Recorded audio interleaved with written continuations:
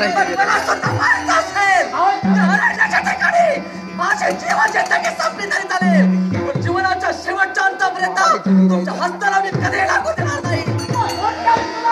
तुझा संरक्षण करत आहे, मला हत्तेच्या पायचा एवढा लक्षात ठेव.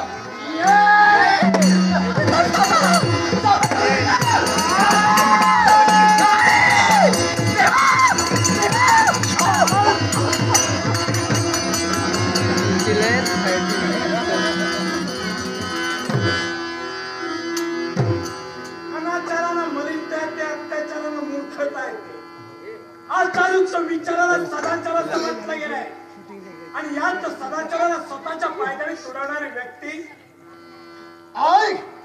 आता परत अरण्य वास्तव्य करतोय. जिंकला माझ्या भीतीला सारा हातात आहे. हे म्हणजे स्वातंत्र्य याचा अर्थ स्वैराचार नव्हे. माणसाला जगण्याचं स्वातंत्र्य दिलंय म्हणून त्याने स्वैर भावनेला वागवलं. इतरांना प्रश्न करण्याचा प्रयत्न स्वतःच्या जीवनात करीत करणे म्हणून जीविताचं रक्षण करून स्वतःच्या कर्तव्याचं जर प्रदान करून घ्यायचं असेल त्या अरण्याचा मार्ग जो आक्रमण आहे त्या मार्गाचा त्याग कर. मला जाण्यासाठी सांगताय त्या व्यक्तीचं नाव तरी काय? अन्य दुसरा तिसरा कुणीच नव्हे, दयेचा देव गोपाल कृष्ण, विश्वाचा विश्वनाथ आणि तोच दयेचा देव गोपाल कृष्ण यांचा पुत्र सामशी माझ्या देवाला सांगते. मग हा ब्रह्मरक्षक तुला संधी देतोय. जीवाला चार दिवस ठिकाणी घडायचं असेल त्या जगाचा चित्र पाहायचं असेल आल्या मार्गाने चालतो लग्न भरण्याचा विचार भीमाच्या जीवनी कधीच केला नाहीये. कारण ज्यावेळी जन्माला आलो त्याच मृत्यू सोबत बाळगून आलोय म्हणून मृत्यूला घाबरणारा मी नव्हे. कारण माझ्या मनाचा स्वतंत्र शक्ती समर्थ आहे. लढता हे माझं ध्येय आहे. मग कोणत्या रीतीने तू संरक्षण करतोय हे मला प्रत्यक्ष पाहायचं होऊन एवढं कल्पना ठरेल तुझ्या जीवनात.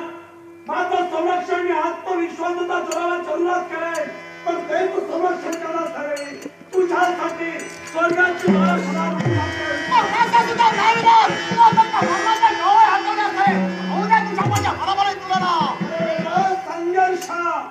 संघर्षात क्षणी आहे. संघर्षानं अध्यापय कुणाचा पराभव नाहीये. तुझ्या तर कचवटात तुला फळ करते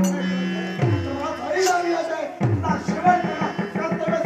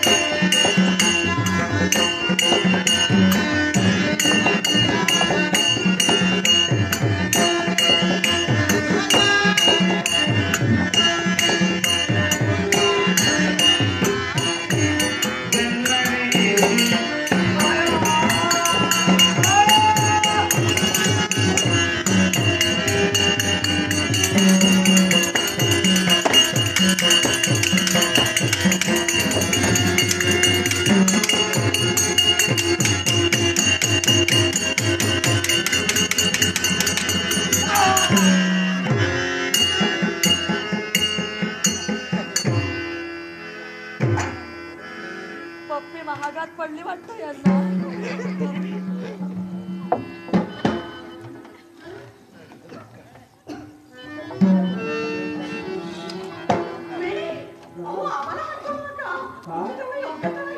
योग्यता पाहून नाही, प्रथम घेताय नमस्कार करणं हा शास्त्र आहे.